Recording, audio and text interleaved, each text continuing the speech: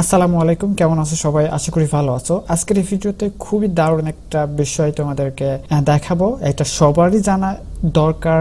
সারা বাংলাদেশে ইভেন সারা পৃথিবীতে যত মানুষ আছে সবারই জানা কিন্তু এই বিষয়টা দরকার। তো আজকের এই ভিডিওতে আমি কি দেখাতে যাচ্ছি তোমরা হয়তোবা থাম্বনেল দেখে বুঝতে পারছো। তো আজকের এই ভিডিওতে আমরা দেখাতে চাচ্ছি মূলত যে তোমার বার্থ সার্টিফিকেটটা কি আসলে অরিজিনাল কিনা নাকি ফেক।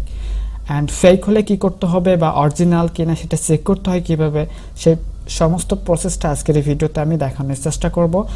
বার্থ সার্টিফিকেট হয়তো তোমরা বুঝতে পারছো, জন্ম নিবন্ধন কার্ড, এটা আমি জানি সবারই আছে, ছোট বড় সবারই জন্ম নিবন্ধন কার্ড আছে। অ্যান্ড যদি অরিজিনাল না হয়ে থাকে তাহলে সেক্ষেত্রে কি করতে হবে সেটা আমি ভিডিও লাস্টের দিকে বলে দেব। তো চলো আমরা আজকের এই ভিডিওটা শুরু করি। যেহেতু বিষয়টা সবারই জানা উচিত, তো এই জন্য আমার এই চ্যানেলে এই ভিডিওটা আপলোড করা হয়েছে। তো আমি এখন পিসিতে দেখাচ্ছি, তোমরা চাইলে মোবাইল ফোনে ইউজ করতে পারো। খুবই সিম্পল বিষয়টা।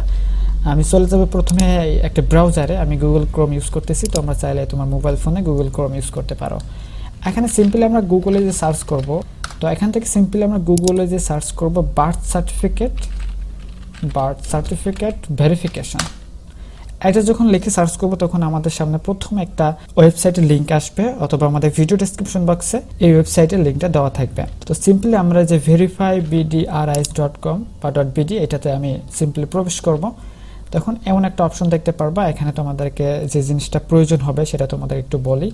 এখানে বার্থ রেজিস্ট্রেশন নাম্বার, অর্থাৎ তোমার যে জন্ম নিবন্ধন নাম্বারটা আছে তোমার কাগজে বা বার্থ সার্টিফিকেটে, সেই জন্ম নিবন্ধন নাম্বারটা লাগবে। অ্যান্ড তোমার ডেট অফ বার্থ লাগবে। তো এখানে আমার জন্ম নিবন্ধন কার্ড যেটা আছে সেই কার্ডের নিবন্ধন নাম্বারটা এখানে আমরা দিব। জন্ম নিবন্ধন নাম্বারটা আমি আবারও বলে রাখছি 200, আমার জন্ম নিবন্ধন নাম্বারটা আমি এখানে দিচ্ছি। তো এখানে দেখতে পাচ্ছ অলরেডি আমার জন্ম নিবন্ধন নাম্বারটা এখানে দেওয়া হয়ে গেছে।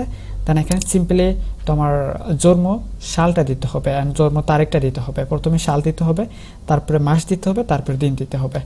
তো এখানে আমার জন্ম তারিখ যেটা সেটা অবশ্যই দিয়ে দিব। দেন এখানে দেখতে পাচ্ছ একটা ক্যাপসা আছে, এই ক্যাপসাটা তোমাদেরকে পূরণ করতে হবে। 45 আর 8 কত হয় সেটা তোমাদেরকে দিতে হবে। তো এখানে 45 আর 8 53 হয়। তো সিম্পল আমি 53 লিখে এখানে সার্চে ক্লিক করে দেব। অ্যান্ড সার্চে ক্লিক করলে তোমরা দেখতে পারছো এমন একটা অপশন তোমরা অবশ্যই দেখতে পারবা। এখানে তোমাদের ফুল ডিটেলস আছে, তোমার নাম কি বা তোমার বাসা কোথায়, কবে এটা ইস্যু করছো, এই রেজিস্ট্রেশনটা করছো কত তারিখে, সব কিছু এখানে দেখাই দিবে। অর্থাৎ তোমার যে ইনফরমেশনগুলো, তোমার পিতার নাম, তোমার মাতার নাম, তোমার গ্রাম, জেলা, উপজেলা, সব কিছু এটা দেখতে পারবা। যদি তোমার বার্থ সার্টিফিকেটটা অনলাইনে সাবমিটেড থাকে তাহলে তুমি এটা দেখতে পারবা। অন্যথায় তোমার বার্থ সার্টিফিকেটটা যদি ফেক হয়ে থাকে বা অরিজিনাল না হয়ে থাকে তাহলে তুমি এমন দেখতে পারবা না, এমন পেজও আপাতত আসবে না, অন্য একটা কিছু আসবে।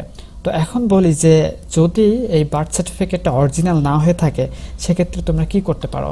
তো সেক্ষেত্রে তোমরা চাইলে অনলাইনে আবেদন করতে পারো, অথবা তুমি তোমার ইউনিয়নে যে যোগাযোগ করতে পারো যে আমার বার্থ সার্টিফিকেট বা জন্ম নিবন্ধন কার্ডটা যেটা আছে সেটা অনলাইনে পাওয়া যাচ্ছে না বা অনলাইনে সাবমিটেড না, এটা আমার নতুন করে আবার করে দেন, বা এই বিষয়গুলো জানাবা, তারাই দেখতে পারবা, ঠিক করে দেবে তোমার বার্থ সার্টিফিকেটটা।